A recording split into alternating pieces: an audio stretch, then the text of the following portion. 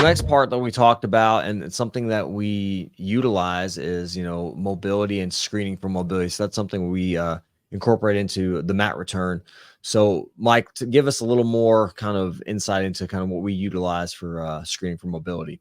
Sure. Yeah. So, well, there's two reasons why this. One, it's going to be injury, and then just global function, right? So you have an injury, you know, how maybe it's a minor injury, like what are some ideas to, like generally, after an injury, our goal is to restore range of motion. So like, how do you know when it's restored? And that's where we put those screens in, because if, let's say, you're just some recreational hobbyist, you're like, well, my shoulder feels kind of good, I can kind of raise it, but like, what are we looking for, right? So get a little bit more guidance. One, if you can't do it because of pain, obviously we know that the injury is still, it's still in the process of going through the rehab cycle. That Yeah. gives you an idea of whether you should or shouldn't be rolling. But then two, there's going to be some important things. So, we talked about low back injuries, which tend to be a little bit more like chronic, right? And Yeah. I would see a lot of these chronic low back injuries are because people are doing things with their body that their bodies aren't meant to do. Like I'll go to class and the instructor's teaching barambolos, and there's like half the class who should not be doing barambolos because they don't have the back mobility, right? If you look online, Reddit, everyone's like, oh, well, your back hurts, you need to stretch your hamstring.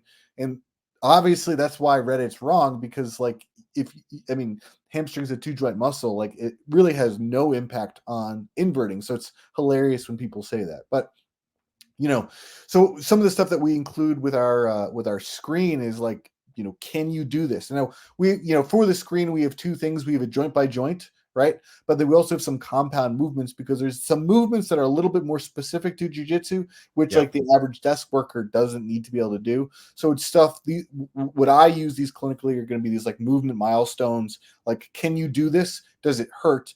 Obviously, if it hurts, the injury it's still, you're still healing. But then if you can't do it, maybe that means like there are certain techniques you shouldn't be trying to do because you don't have the body for it yet. Right. I agree. If you can't do it in like a solo manner, then if somebody comes in and you're doing it with a resisting opponent, they put over pressure onto you, you're going to move past the limits or the available range of motion in your body. So for the back specifically, if you're inverting or doing any type of movements that require you to invert, if you're unable to do some of these movements that we kind of use as a screening tool, you probably shouldn't. First of all, if you want to develop it, start to develop it, but don't put it into practice with a resisting opponent. And the other thing, the other point I'll say, when you're looking at joint by joint, here's a simple tip, like a free tip for you. And I use this sometimes, and not everybody's going to have the same amount of joint movement for shoulders. Some people's shoulders don't move as much as other people's. So if you have an uninjured shoulder, you can say, all right, I'm going to raise my arm up, maybe look in the mirror and see if my injured shoulder and my uninjured one are similar or close. If you have a big discrepancy one versus the other, it's probably going to give you an idea on that there's something not moving properly there. So, but again, if you're someone that just has two bad shoulders, it's probably not the best comparison for you. But that's a basic way to do it. Like, hey, my right knee bends this much. Does my left knee bend as much? So that's kind of an idea. But again, having the capacity or the ability to do a movement requires, you to have the range of motion. And obviously you need to be doing that in a way that's not increasing your pain or not aggravating your symptoms. And then the things we utilize, because, we both work with online clients. These are movements that actually we utilize with our clients. I do some of these things, and Mike, you can share kind of your perspective that we screen like, hey, all right, you're having these issues. Let's see if you can do this movement. If not, then let's adjust. Yeah. And I think an important thing to do is like we're making this kind of like a dummy proof screen. Like we're physical therapists, right? So there's things that we're looking at, things that we want, absolutely. But like let's say if you are just some recreational hobbyist, like how do you know? So we try to make it kind of simple so that it gives you a good idea of where your health is. A lot of times, like if we see someone in the clinic, we might be like measuring someone's like range of motion with a goniometer, which is a tool. Like, does it really matter if your shoulder range of motion is 165 versus 170? No, but again, we give you an idea. If you're like a pretty significant away from what we say, gives you like, hey, maybe this is something you got to address, because I mean, you have to think about jujitsu. Like essentially our sport is bending people's limbs the way they're not supposed to go. Like it's not good for your body. So what is the long-term repercussions for jujitsu?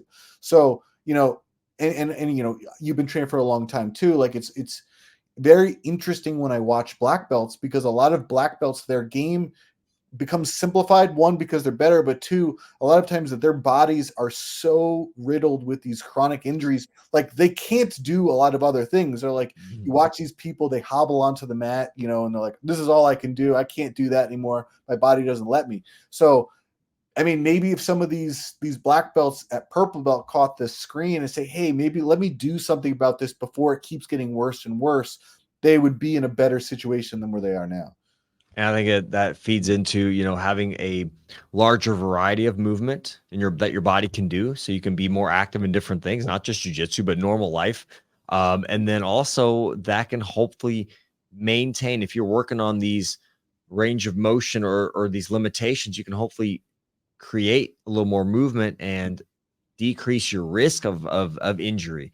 Now, one point that like we kind of didn't mention, but I think is really important. I've had this question from brand new people, brand new jujitsu beginners that don't even really like. They're like, "Well, can I do jujitsu?" Or like, "What should I do for jujitsu? Yeah. What should I work on?" And I'm like, "Well, you got to know what your limit. First of all, you don't have a game to begin with, like, so you don't even know what you like doing. But this is a good way if you're a beginner that doesn't have any injuries, working these solo drills or some of these like kind of movement milestones we talk Yeah. about, that could be a good like, oh, this is a good way for me to start practicing Sure. some of these things to see if I actually have the capacity. Maybe I'll be less likely to, you know, get myself into some kind of trouble as I start training. Yes. 100% agree.